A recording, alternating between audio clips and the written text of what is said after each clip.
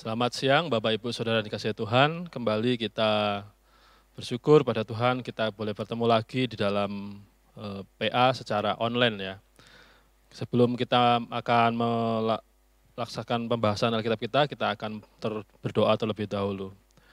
Terima kasih ya Tuhan, pada siang hari ini kami mengucap syukur atas kesempatan yang Kau berikan pada kami untuk kami bersama-sama belajar akan kebenaran firman Tuhan pada siang hari ini. Biarlah Engkau Tuhan yang akan memimpin, biarlah Roh Kudus akan memberikan hikmat pengertian pada setiap kami, untuk kami boleh memahami setiap kebenaran firman-Mu dalam kehidupan kami. Kami menyerahkan jam pemberitaan firman-Mu pada siang hari ini di dalam nama-Mu Tuhan kami Yesus Kristus. Haleluya. Amin. Oke Bapak Ibu, saat ini kita sudah sampai di dalam Injil Markus pasal yang ke-10. Injil Markus pasal yang ke-10 di ayatnya yang pertama sampai yang ke-16. Di sini saya akan memberikan pembahasan di mana di dalam ayat yang pertama sampai yang ke-16 saya akan membacakan yang terlebih dahulu di ayat pertama sampai yang ke-12. Markus pasal 10 ayat yang pertama sampai yang ke-12. Di sini El-Ali memberikan judul yaitu perceraian. Ayat pertama, dari situ Yesus berangkat ke daerah Yudea dan ke daerah seberang sungai Yordan. Dan di situ pun orang banyak datang mengerumuni dia, dan seperti biasa ia mengajar mereka pula. Maka datanglah orang-orang Farisi, dan untuk mencoba Yesus mereka bertanya kepadanya, apakah seorang suami diperbolehkan menceraikan istrinya? Tetapi jawabnya kepada mereka, apa perintah Musa kepada kamu? Jawab mereka, Musa memberi izin untuk menceraikannya dengan membuat surat cerai. Lalu kata Yesus kepada mereka, justru karena ketegaran hatimu lah, maka Musa menuliskan perintah ini untuk kamu. Sebab pada awal dunia Allah menjadikan mereka laki-laki dan perempuan. Sebab itu laki-laki meninggalkan ayahnya dan ibunya dan bersatu dengan istrinya, sehingga keduanya itu menjadi satu daging. Demikianlah mereka bukan lagi dua, melainkan satu. Karena itu apa yang telah dipersatukan Allah tidak boleh diceraikan manusia. Ketika mereka sudah di rumah, murid-murid itu bertanya pula kepada Yesus tentang hal itu.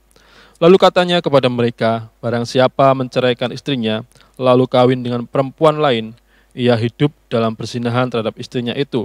Dan jika si istri menceraikan suaminya dan kawin dengan laki-laki lain, ia berbuat zina. Ya, amin. Untuk pembacaan di dalam ayat yang pertama sampai yang ke-12 ini menceritakan bagaimana ketika di dalam perjalanan Yesus, kalau kita membaca di dalam pasal-pasal sebelumnya, ketika Yesus melakukan perjalanan untuk penginjilan, untuk memberitakan kebenaran tentang kerajaan Allah, di sini di dalam pasal yang ke-10 ini, ketika Yesus di dalam perjalanannya ketika diam-diam, tetapi masih banyak juga orang-orang yang mengurumuni, orang-orang yang mengikuti, orang-orang yang datang kepadanya di dalam ayat yang ke-1 tadi seperti biasa. Dan akhirnya seperti biasa Yesus mengajar mereka pula.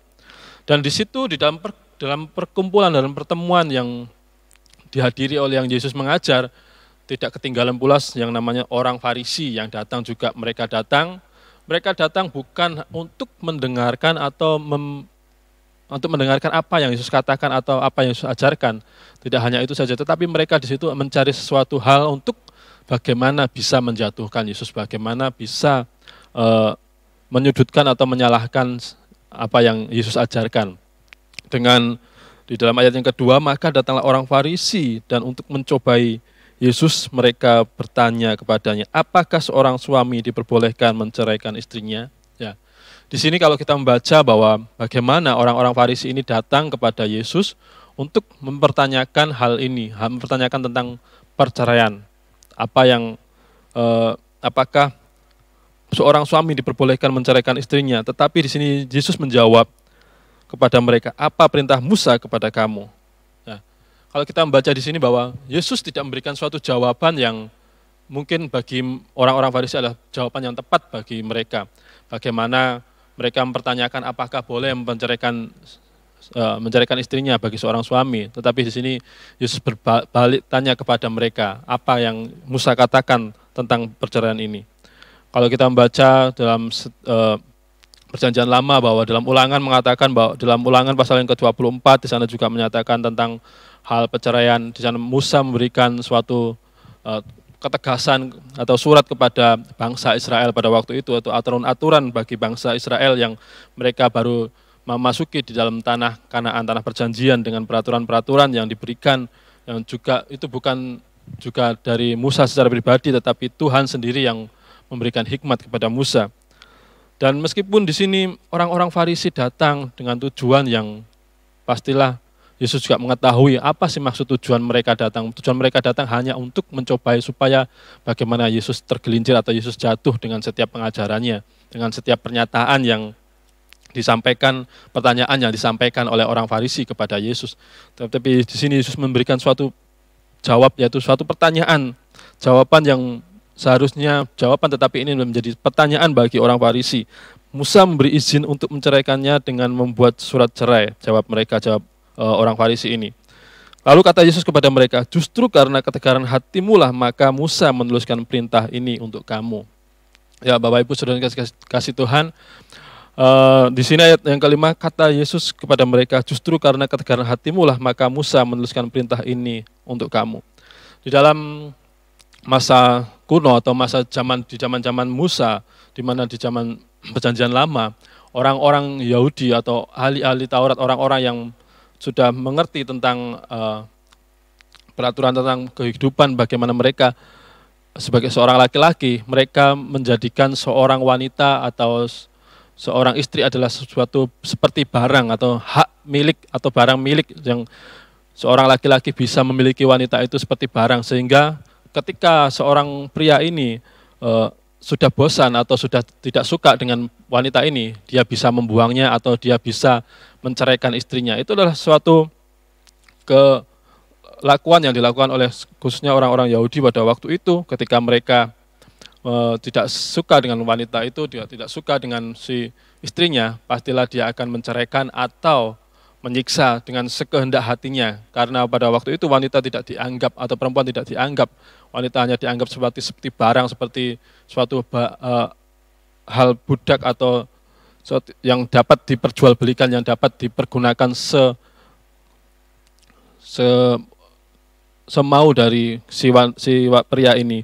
Dan di sini Yesus menyatakan bahwa Musa menuliskan itu hanya untuk karena ketegaran hatimu, ketegaran dari bangsa Israel atau orang-orang Yahudi pada waktu itu, orang bangsa Israel. Karena ketegaran dari bangsa Israel, untuk supaya hal ini tidak berkelanjutan, untuk supaya di dalam kelakuan yang mereka lakukan, untuk supaya nantinya si wanita atau istrinya itu tidak di dalam kehidupannya, tidak mengalami suatu penyiksaan yang begitu rupa atau diabaikan yang begitu rupa, sehingga si wanita itu tidak dianggap wanita itu, perempuan itu nantinya akan menjadi wanita yang tersiksa, wanita yang tidak memiliki apa-apa, wanita yang tidak bisa melakukan setiap pekerjaan, setiap hal-hal yang baik untuk melanjutkan kehidupannya, karena mereka wanita, perempuan-perempuan pada waktu itu mereka tidak dianggap sebagai seorang manusia. Dan di sini Yesus menjelaskan kepada mereka itu karena ketegaran dari hatimu, ketegaran dari hati dari bangsa Israel pada waktu itu. Sebab pada awal dunia Allah menjadikan mereka laki-laki dan perempuan. Kalau kita membaca di dalam Kejadian pasal yang ke-1 ayat 27, di mana Tuhan menciptakan laki-laki dan perempuan. Tuhan menciptakan satu laki-laki, satu perempuan untuk supaya nantinya suatu hubungan atau relasi, yaitu pernikahan secara monogami yang Allah rencanakan, yang Allah inginkan di dalam kehidupan manusia. Tetapi di dalam perjalanan waktunya, semuanya itu tidak sesuai dengan apa yang Allah harapkan. Ketika manusia jatuh di dalam dosa, ketika manusia jatuh di dalam setiap keinginan-keinginannya, manusia memiliki suatu natur kebebasan yang seringkali inginnya melakukan setiap tindakan-tindakan yang berdosa. Di dalam ayat yang ke-7 menyatakan bahwa sebab itu laki-laki akan meninggalkan ayahnya dan ibunya dan bersatu dengan istrinya. Kalau kita membaca di dalam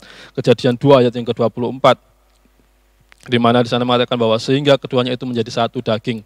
Demikianlah mereka bukan lagi dua, melainkan satu. Ya, inilah juga yang Allah inginkan di dalam kehidupan manusia, di dalam ketika Allah telah menyatukan mereka dalam suatu hubungan atau pernikahan atau hubungan suatu pernikahan suami istri, yaitu satu wanita, satu perempuan, satu laki-laki. Allah menginginkan suatu persatuan, bukan suatu perceraian. Tetapi oleh karena kedegilan atau ketegaran hati manusia, sehingga manusia keinginannya begitu kuat kalau karena berdosaan mereka, sehingga mereka melakukan setiap tindakan-tindakan yang harusnya Allah tidak inginkan. Bagaimana mereka melakukan, kalau mereka tidak suka dengan istrinya, mereka akan menceraikan, mereka akan meninggalkan. Dan akhirnya Musa memberikan suatu surat izin untuk supaya si wanita nantinya tidak, dalam kehidupannya mereka tidak tersiksa karena ketegaran dari hati dari orang-orang Israel pada waktu itu, sehingga Musa memberikan suatu izin untuk perintah untuk surat izin untuk menceraikan. Itu bukan Allah sendiri yang menginginkannya, tetapi karena ketegaran hati manusia sehingga Allah mengizinkan hal itu. Dalam ayat ke-8, sehingga keduanya itu menjadi satu daging, demikianlah mereka bukan lagi dua melainkan satu.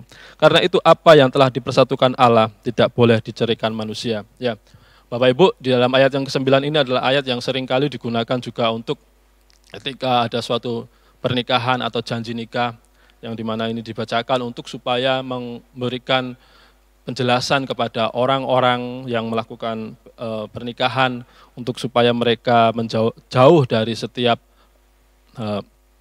yang namanya perceraian atau hal-hal yang kehancuran di dalam rumah tangga, dan supaya mengingatkan kepada mereka bahwa karena apa yang telah dipersatukan Allah tidak boleh diceraikan manusia. Tetapi pada kenyataannya, kalau kita melihat pada zaman-zaman sekarang, saat-saat ini, atau banyak sekali tentang perceraian-perceraian yang dilakukan, baik orang-orang Kristen juga banyak melakukan setiap tindakan-tindakan ini. Tetapi kita juga tidak boleh secara serta-merta kita menyalahkan, atau kita harus mencari tahu apa sebab dari perceraian itu, apa sebab dari semuanya itu. Tetapi bukan serta-merta Allah merestui atau gereja memberikan suatu surat cerai, tetapi di sini kita harus juga tahu bagaimana apa yang menyebabkan perceraian itu terjadi. Di dalam sebelum pernikahan pastilah mereka juga diberikan suatu pengarahan-pengarahan tentang pernikahan, bagaimana mereka harus menjalani pernikahan nantinya, bagaimana seorang manusia yang berdosa, dua manusia yang berdosa ketika dipersatukan, ada suatu hal yang tidak mudah untuk mereka menjadi satu, tidak mudah untuk mereka menjadi seorang yang sama di dalam pemikiran, karena setiap manusia memiliki setiap pemikiran dan memiliki setiap ego-ego tersendiri. Sehingga ketika dalam suatu pernikahan untuk menjadi satu adalah suatu hal yang sangat tidak mudah. Kalau saya membaca di dalam beberapa tafsiran mengatakan bahwa karena dalam setiap kehidupan mereka kurang memahami tentang kasih di dalam setiap hubungan dalam kehidupan pernikahan. Ketika manusia, kalau kita mendengarkan atau membaca di dalam apa yang diajarkan tentang hukum kasih, bagaimana mereka harus mengasihi Allah, Tuhan Allah, dan dalam hukum yang kedua bahwa kasihilah sesamamu manusia seperti dirimu sendiri. Bagaimana kalau ketika kita mengasihi diri sendiri, ketika kita mengasihi sesama kita seperti diri kita sendiri, pastilah yang namanya di dalam suatu pernikahan, kalau adanya suatu kasih yang seperti kita mengasihi orang lain seperti kita mengasihi diri sendiri, pastilah akan jauh dari yang namanya setiap perceraian di dalam rumah tangga. Dan di sini Yesus memberikan pengajaran atau menjelaskan kepada orang Farisi pada waktu itu, yang juga pada waktu itu juga hadir orang-orang banyak, juga murid-muridnya. Bagaimana Yesus memberikan pengajaran kepada mereka tentang suatu perceraian yang dimana Allah sebenarnya tidak menginginkan dalam suatu perceraian itu. Yang Allah inginkan adalah suatu persatuan di dalam rumah tangga, yang dimana Allah awalnya sudah menciptakan manusia itu satu, menciptakan manusia itu satu laki-laki, satu perempuan, untuk supaya mereka nantinya bertumbuh, mereka melakukan pernikahan secara monogami, bukan poligami. Tetapi karena kejatuhan manusia, karena dosa-dosa yang dilakukan, karena manusia jatuh dalam dosa, sehingga dosa natur manusia yang penuh dengan dosa, akhirnya pernikahan itu menjadi suatu hal yang harusnya sakral, tetapi karena manusia yang naturnya berdosa, kebanyakan dari manusia yang tidak memiliki kasih yang dimana Kristus sudah memberikan contoh teladan yang terbaik, mereka belum mampu menunjukkan kasih itu, sehingga banyak sekali perceraian yang tidak hanya bukan orang yang Kristen, tetapi orang-orang Kristen juga banyak yang melakukan perceraian. Dan hal itu yang Yesus ajarkan kepada orang-orang, bagaimana mereka harus menjalani kehidupan di dalam rumah tangga mereka, bahwa laki-laki akan meninggalkan ayahnya dan ibunya, bersatu dengan istrinya, sehingga keduanya menjadi satu daging. Demikianlah mereka bukan lagi dua, melainkan satu. Dan Dalam pengajaran yang Yesus sampaikan ini mengingatkan kembali bagaimana, menyadarkan kembali bagaimana orang-orang ahli-ahli Farisi atau orang ahli-ahli Taurat pada waktu itu mereka dalam mengotak-ngatik setiap Taurat yang diberikan oleh Musa, mereka mengotak-ngatik bagaimana supaya hal ini bisa berlaku dalam kehidupannya. Di sini orang-orang Farisi ini bertanya bukan untuk supaya mereka mengetahui jawaban Yesus. Yesus mengatakan bahwa itu boleh atau tidak. Tetapi di sini mereka itu mengotak-ngatik untuk supaya mereka memiliki suatu jawaban atau memiliki suatu pegangan bagaimana dalam kehidupan mereka nantinya untuk mereka bisa melakukan atau menceraikan istrinya untuk kepentingan dirinya sendiri.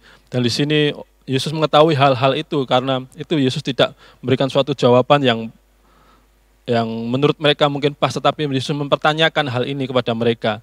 Dan dari situ mengatakan bahwa itu karena ketegaran hatimu, karena ketegaran ahli-ahli orang-orang Israel dan ahli-ahli Taurat, orang-orang Farisi pada waktu itu.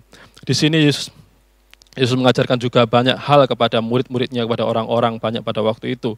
Bagaimana tentang perceraian yang harusnya tidak dilakukan oleh orang-orang ketika mereka melakukan pernikahan, ketika mereka sudah disatukan dalam pernikahan. Dan di sini Yesus mengatakan bahwa sebenarnya dalam satu perceraian di sini Yesus mengatakan bahwa ketika mereka sudah Yesus memberikan suatu pengajaran yang terbaik dalam kehidupan dari murid-muridnya pada waktu itu, juga pada orang-orang banyak pada waktu itu, bagaimana Yesus mengajarkan kepada mereka tentang kedegilan hati dari seseorang. Itu karena kedegilan hati, bukan karena suatu hal yang tetapi karena kedegilan hati dari orang-orang itu ingin menceraikan, karena menganggap wanita itu suatu hak milik, suatu barang yang dianggap bisa diperjualbelikan atau dibuang begitu saja. Dalam ayat yang 11 lalu kata di ayat ke-10, ketika mereka sudah di rumah, murid-murid itu bertanya pula kepada Yesus tentang hal itu. Lalu katanya kepada mereka, barang siapa menceraikan istrinya lalu kawin dengan perempuan lain, ia hidup dalam perzinahan terhadap istrinya itu. Dan jika si istri menceraikan suaminya dan kawin dengan laki-laki lain, ia berbuat zina. Ya, Bapak Ibu, di sini Yesus memberikan kelanjutan dari pengajaran yang disampaikan, jawaban yang disampaikan kepada orang-orang Farisi pada waktu di dalam perjalanan mereka, ketika orang-orang Farisi datang dan mempertanyakan tentang perceraian, tentang bagaimana apakah diperbolehkan untuk menceraikan istrinya. Dan di sini di dalam ayat yang ke-10, ketika mereka sudah sampai di rumah yang diperkirakan adalah di rumah Simon Petrus, lalu karena mereka juga belum paham tentang apa yang Yesus ajarkan, tentang apa yang Yesus sampaikan kepada orang Farisi dan orang pada waktu itu, mereka bertanya pula tentang hal itu kepada Yesus. Lalu kata Yesus kepada mereka, barang siapa menceraikan istrinya lalu kawin dengan perempuan lain, ia hidup dalam perzinahan terhadap istrinya itu. Dan jika si istri menceraikan suaminya dan kawin dengan laki-laki lain, ia berbuat zina. Dan inilah bagaimana di dalam perjanjian lama menceritakan bahwa bagaimana seorang suami yang telah menceraikan istrinya dan memberikan surat cerai kepada istrinya, dia tidak diperbolehkan lagi untuk menghampiri istrinya lagi. Dan ketika dia menikah dengan seorang istri dengan perempuan lain, dan ketika perempuan lain itu meninggal, dia tidak boleh kembali lagi kepada perempuan yang istri yang pertama kembali, untuk supaya nantinya dia tidak menyalahgunakan setiap kekuasaannya atau menyalahgunakan setiap hak-haknya untuk melakukan setiap tindakan-tindakan yang mungkin lebih parah lagi kepada istrinya yang awal itu. Dan di sini Yesus menegaskan bagaimana tentang suatu perceraian, bagaimana seorang perceraian itu adalah pernikahan adalah suatu hubungan yang sangat sakral, yang sangat begitu diperhatikan oleh Yesus, diperhatikan oleh Allah, sehingga suatu perceraian itu adalah suatu hal yang sangat banyak merugikan, khususnya kalau pada waktu itu di zaman kuno adalah bagi seorang perempuan dan juga bagi khususnya anak-anak. Karena dampak dari suatu perceraian adalah banyak sekali, yaitu mungkin dari anak-anak yang menjadi korban ketika mereka masih kecil, mereka tidak menahu tentang hal ini, tetapi dalam kehidupan mereka harus mengalami suatu mungkin penderitaan ketika mereka mungkin bersama dengan istri atau si ibu ini yang diceraikan. wanita juga, perempuan juga akan menderita dalam kehidupannya ketika mereka diceraikan pada waktu itu. Kalau pada zaman kuno ketika seorang wanita menjadi janda atau diceraikan, kehidupan mereka akan menjadi suatu bahan omongan, bahan olokan di lingkungan mereka. Dan hal itulah yang Allah sebenarnya tidak inginkan dalam suatu perceraian yang dilakukan oleh manusia. Itu karena keberdosaan manusia, karena kedegilan hati manusia, sehingga perceraian dalam pernikahan itu selalu ada di dalam kehidupan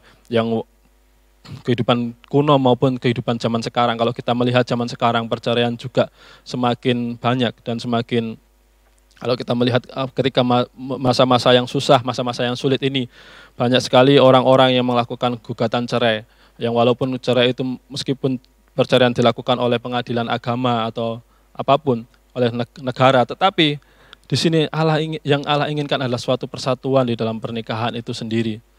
Tetapi sebab apa ya, kalau kita mungkin melihat ada suatu perceraian atau suatu hal yang perpisahan di dalam rumah tangga, kita boleh tahu juga kita sebagai orang-orang kita juga tidak serta-merta kita menjudge atau kita menghakimi mereka, tetapi kita harus mencari tahu apa sebab mereka melakukan perceraian, apa sebab sehingga perceraian itu terjadi.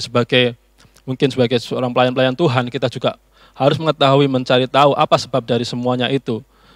Mungkin karena hal-hal yang menyakitkan atau hal-hal yang dapat membinasakan. Tidak mungkin seorang istri ketika dia mengalami suatu KDRT sehingga mungkin dia harus disiksa begitu rupa sehingga sampai ingin dibunuh, tetapi dia tidak melakukan suatu perceraian, mungkin adalah suatu yang hebat, tetapi hal itu tidak mungkin. Tetapi mungkin banyak orang yang akan melakukan meminta suatu cerai kepada istri atau suami ketika mereka mengalami suatu kekerasan dalam rumah tangga, ketika kehidupan mereka terancam, ketika nyawa mereka terancam.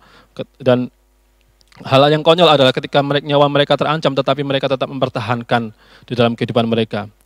Tuhan juga memberikan hikmat kepada setiap pasangan suami istri. Tuhan juga memberikan hikmat kepada mereka supaya bagaimana jalannya suatu hubungan pernikahan, sehingga kalau pernikahan itu baik-baik saja, mungkin tidak akan adanya suatu perceraian. Ketika pernikahan itu mereka saling melandaskan semuanya dalam kasih, ketika mereka mengasihi sesama, seperti mereka mengasihi diri sendiri, pastilah jauh dari yang dikatakan suatu perceraian ini. Dan di sini Yesus mengajarkan bahwa ketika seorang istri atau seorang suami menceraikan atau diceraikan dan mereka kawin lagi, mereka telah melakukan suatu perbuatan zina. Tetapi bagaimana dengan hal ini? Apakah mereka tidak diampuni di dalam dosa mereka ketika mereka melakukan mungkin ketika mereka bercerai dan mereka menikah lagi, tetapi dengan sesuatu sebab yang pasti atau sebab yang membahayakan dalam nyawa mereka, pasti hal itu diampuni. Tuhan Allah memberikan pengampunan. Allah tidak membenci pendosa, tetapi Allah membenci suatu dosa.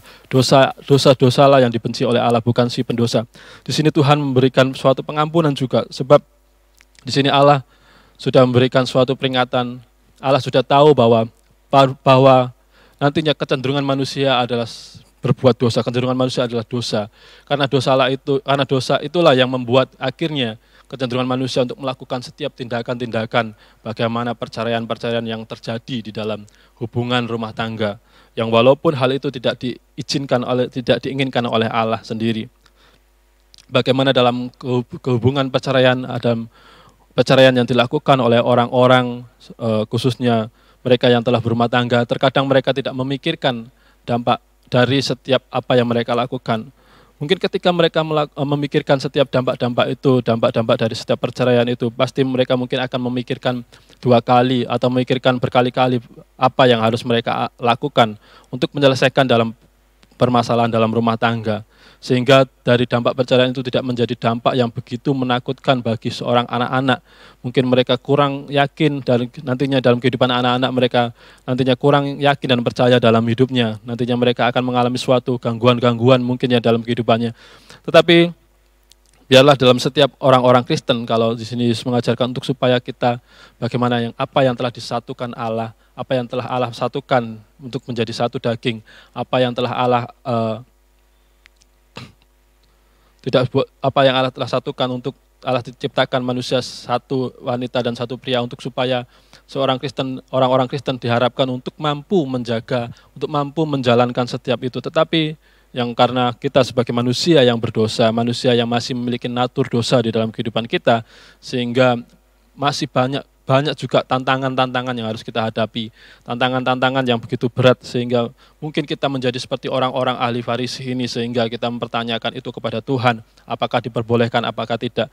Karena orang-orang Farisi ini bertanya itu hanya untuk mencari suatu alasan, bukan mereka tidak mencari jawaban, mereka tidak mencari jawaban yang pasti atau mereka yang tepat, tetapi mereka mencari jawaban untuk supaya dapat menjatuhkan Yesus sendiri, untuk menjatuhkan Yesus dalam pelayanannya, dan juga mereka untuk mencari suatu melegalkan di dalam kehidupan mereka. Nantinya kalau diperbolehkan, maka mereka juga akan melakukan setiap tindakan-tindakan itu, atau juga mereka akan membenturkan dengan apa yang Musa ajarkan di dalam Taurat Musa tentang perceraian ini.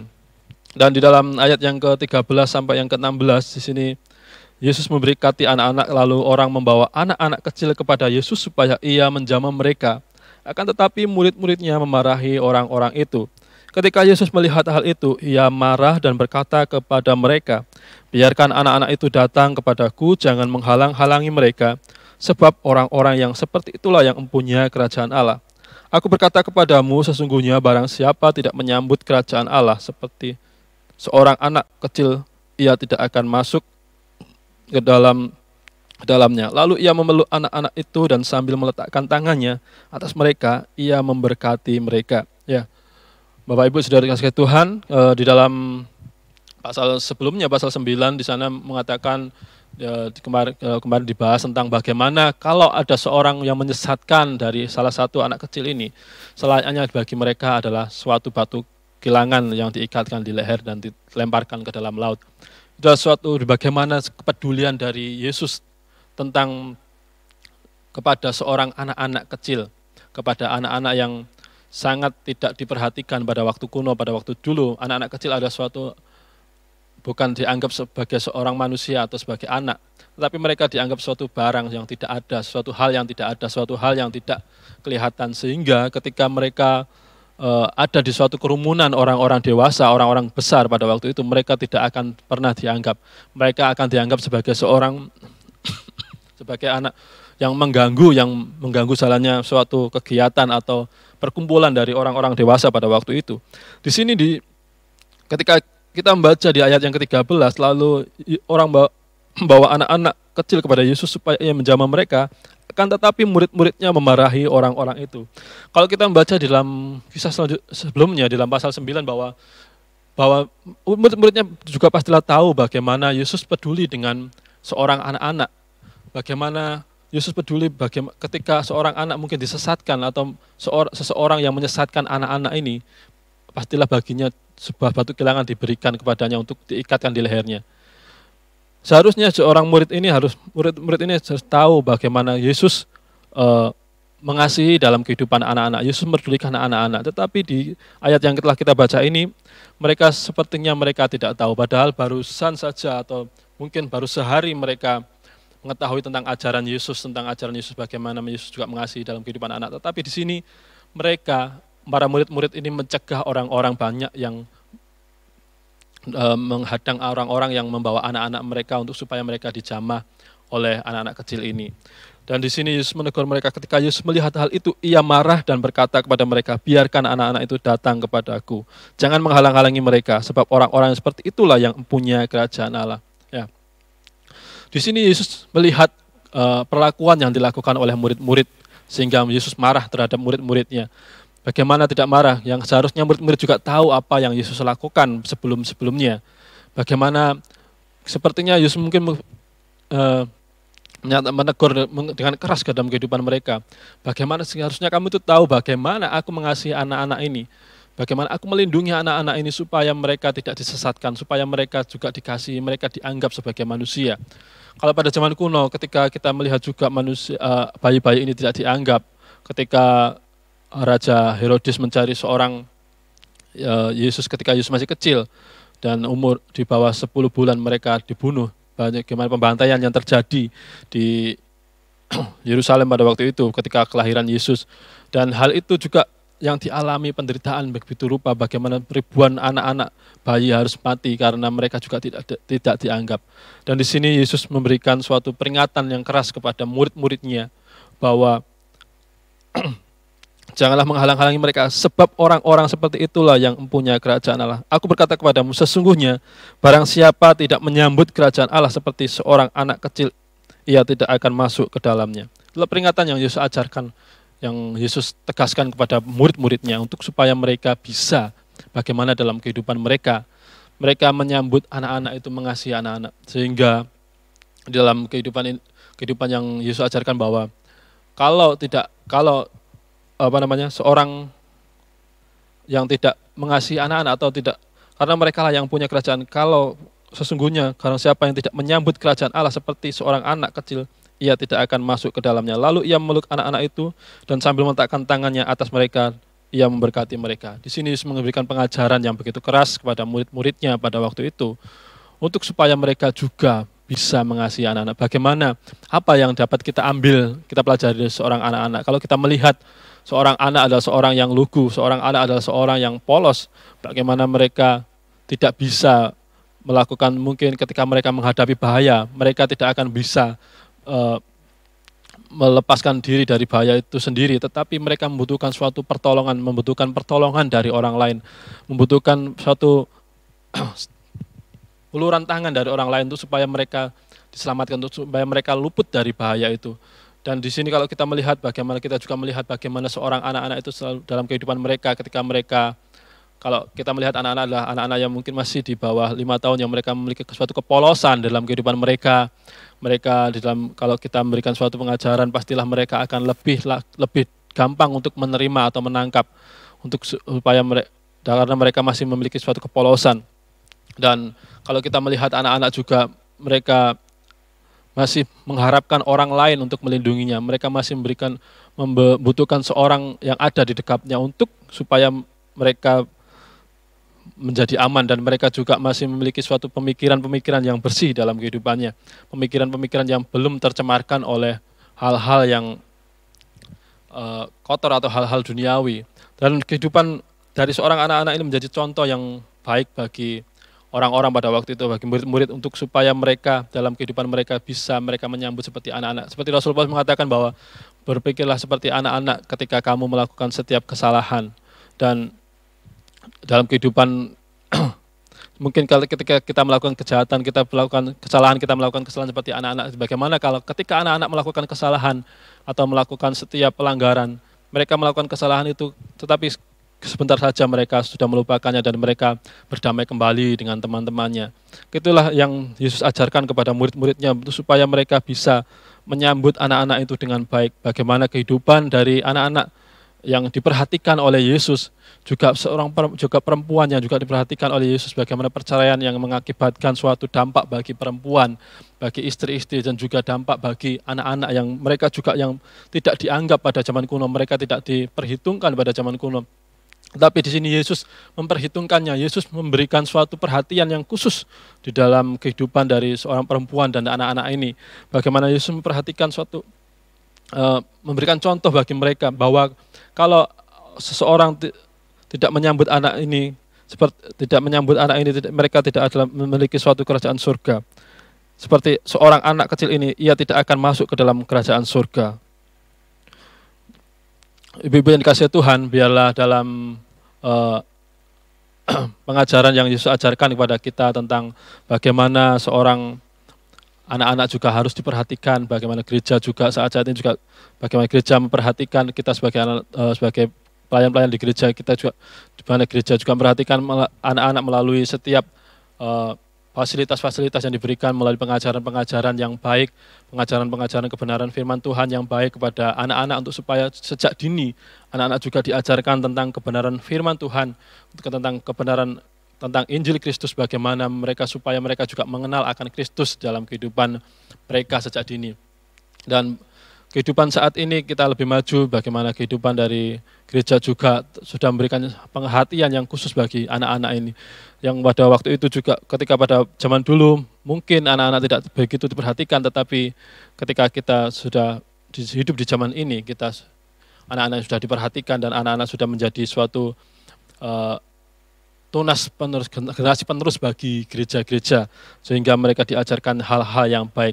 Jangan sampai di dalam kehidupan dari anak-anak ini terkontaminasi atau diajarkan dengan ajaran-ajaran yang sesat, ajaran-ajaran yang tidak benar, sehingga mereka melakukan setiap tindakan-tindakan yang tidak berkenan. Kalau kita melihat pada zaman sekarang, anak-anak lebih mudah mereka memahami, mengerti setiap kehidupan mereka tentang gadget. Kalau kita melihat bagaimana orang tua sekarang, mereka tidak mau ribet dengan kehidupan dari anak-anak mereka. Mereka tidak mau ribet dengan terganggu dengan anak-anak, sehingga mereka memberikan suatu gadget atau HP untuk supaya mereka tidak terganggu dalam pekerjaan mereka, mungkin dalam setiap kesibukan dari orang tua, sehingga memberikan suatu alat elektronik untuk supaya mengalihkan dari anak-anak itu. Kalau kita melihat kehidupan anak-anak sekarang, zaman sekarang, kalau saya melihat sendiri bagaimana ketika masih ada anak-anak yang kecil yang usia 2-3 tahun, mereka sudah mahir dalam mengoperasikan gadget ya. Sampai-sampai orang tuanya sendiri pun sudah kalah dalam mengoperasikan gadget. Sampai ketika mereka sibuk dengan gadget itu, mereka lupa untuk makan. Ketika mereka diberi makan, mereka tidak mau. Ketika mereka diambil HP-nya, mereka tidak mau. Itu suatu kecanduan juga yang seharusnya juga tidak diperbolehkan, sehingga ketika sampai mereka mengalami suatu kecanduan ini. Dan itu juga menjadi perhatian khusus bagi juga orang-orang tua, juga bagi gereja, bagaimana supaya anak-anak juga tetap dalam kehidupan mereka, tidak sampai mereka terganggu dalam kehidupan mereka. Iman mereka juga, iman dari anak-anak terganggu dengan setiap kesibukan mereka sendiri saat-saat ini. Kesibukan yang bukan kesibukan tentang belajar, tetapi kesibukan dengan game atau kesibukan dengan permainan-permainan, dengan hal-hal yang tidak membuat pertumbuhan kejiwa atau pertumbuhan kerohanian bagi anak-anak. Tidak salah kita memberikan gadget, tetapi akan salah kalau kita membiarkan anak itu sampai kecanduan. Di dalam pengajaran yang Yesus ajarkan tentang di dalam Markus tentang perceraian dan Yesus memberkati anak-anak adalah suatu pengajaran yang baik bagi gereja. Bagaimana kehidupan kita yang hidup di zaman modern ini, kalau kita melihat banyaknya suatu perceraian, banyaknya suatu perceraian dan pernikahan dan itu yang terjadi saat-saat ini. Tidak hanya orang-orang yang tidak mengenal Tuhan, tetapi dalam gereja pun terjadi hal ini. Yang Allah inginkan dalam kehidupan dari orang-orang yang telah ditebus adalah suatu kesatuan di dalam hubungan rumah tangga. Tetapi ketika perceraian itu terjadi, apakah yang harus dilakukan? Bagaimana mereka harus menjalani semuanya itu? Tuhan memberikan suatu pengampunan juga kepada mereka yang mungkin sudah terlanjur mereka melakukan suatu perceraian, tetapi apa yang Tuhan ajarkan di dalam kehidupan, dalam suatu hubungan pernikahan, Tuhan yang inginkan adalah suatu kesatuan untuk supaya tidak adanya suatu perceraian, tidak ada suatu kehancuran di dalam kehidupan rumah tangga, yang dimana perceraian mengakibatkan banyak kehancuran, khususnya juga mereka yang terceraikan, mereka yang diceraikan, atau mungkin juga anak-anak mereka. Di dalam pengajaran yang Yesus ajarkan ini, atau jawaban yang Yesus berikan kepada orang-orang Farisi ini, menunjukkan kepada mereka bahwa ketegaran hati mereka, bahwa sesungguhnya dalam kehidupan mereka mempertanyakan itu ada suatu pertanyaan untuk mencobai Yesus, hanya untuk menjatuhkan dalam Yesus, pengajaran Yesus atau pelayanan Yesus pada waktu itu. Di dalam anak-anak yang Yesus juga perhatikan, bagaimana Yesus begitu rupa memperhatikan dari kehidupan anak-anak, dan Yesus juga memberkati anak-anak yang dibawa oleh orang tua mereka, yang walaupun dilarang oleh murid-muridnya, oleh murid-murid Yesus pada waktu itu, dengan teguran keras Yesus menegur murid-muridnya, bahwa hal itu adalah suatu kesalahan yang besar. Bagaimana ketika orang-orang dewasa menganggap mereka adalah orang-orang yang berkuasa, orang-orang yang mereka menganggap mereka adalah orang-orang yang memiliki hak, orang-orang yang patut diperhatikan, dan anak-anak kecil adalah suatu hal yang bukan dianggap, atau suatu hal yang tidak dianggap, atau suatu hal yang sangat mengganggu kalau kita melihat di sini. Tapi di sini Yesus memberikan suatu contoh yang telah memberikan suatu pengajaran yang baik, bahwa kalau orang tidak menyambut anak ini, dia tidak bisa masuk ke dalam kerajaan surga. Kalau tidak menyambut kerajaan Allah seperti seorang anak kecil, ia tidak dapat masuk ke dalam kerajaan Allah. Dan itulah yang Yesus ajarkan kepada kita, orang-orang Kristen pada waktu sekarang ini. Dan ayat-ayat yang di dalam Injil Markus ini juga berlaku dalam kehidupan kita, bagaimana kita harus hidup di dalam kehidupan kita, bagaimana kita harus menjalankan setiap perintah yang Tuhan ajarkan di dalam kehidupan kita. Tuhan tidak membenci si pendosa, Tuhan tidak tidak menginginkan si pendosa itu tetap melakukan setiap dosa, tetapi Tuhan membenci setiap dosa-dosa yang dilakukan oleh si pendosa. Itulah yang Tuhan inginkan di dalam kehidupan kita. Bagaimana kita harus hidup sebagai orang-orang Kristen, sebagai orang-orang yang telah ditebus, supaya dalam kehidupan kita, dalam persatuan yang telah Tuhan izinkan, persatuan dalam pernikahan yang Tuhan izinkan, supaya kita tetap menjaga dalam kesatuan itu. Ketika kita mungkin akan menjalankan suatu hubungan rumah tangga, marilah kita memikirkan terlebih dahulu, apakah kita sudah mengasihi orang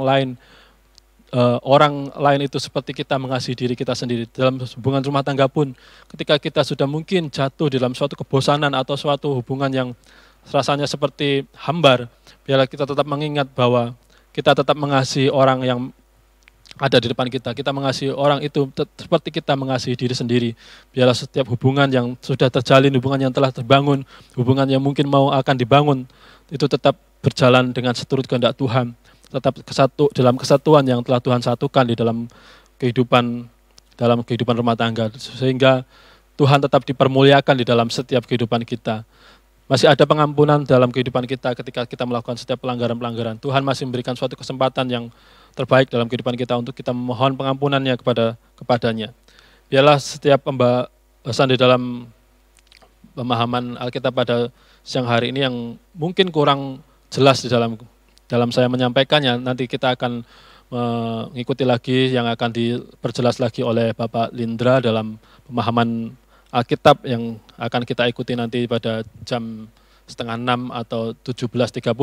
Biarlah Bapak Ibu Saudara nanti tetap juga mengikuti di dalam pemahaman Alkitab secara live streaming yang akan disampaikan oleh Bapak Lindra, supaya kita juga lebih jelas lagi nantinya bagaimana apa sih yang Yesus maksudkan, apa yang Yesus ajarkan tentang perceraian itu bagi murid-muridnya, ketika murid-muridnya masih bingung, ketika murid-muridnya juga masih belum memahami, ketika kita juga belum memahami, nanti kita akan sama-sama belajar di dalam pemahaman Alkitab pada sore nanti. Amin. Untuk firman Tuhan pada siang hari ini, marilah kita berdoa. Kami mengucap syukur ya Tuhan pada siang hari ini, biarlah Tuhan Engkau sendiri akan menolong untuk kami memahami maksud Tuhan di dalam kehidupan kami, untuk kami memahami apa yang Engkau inginkan dalam kehidupan kami ketika kami yang mungkin sudah Engkau persatukan dalam hubungan pernikahan ataupun yang mungkin akan membangun suatu hubungan pernikahan, bagaimana kami harus menjalani semuanya itu dengan setiap kehendak Tuhan di dalam kehidupan kami.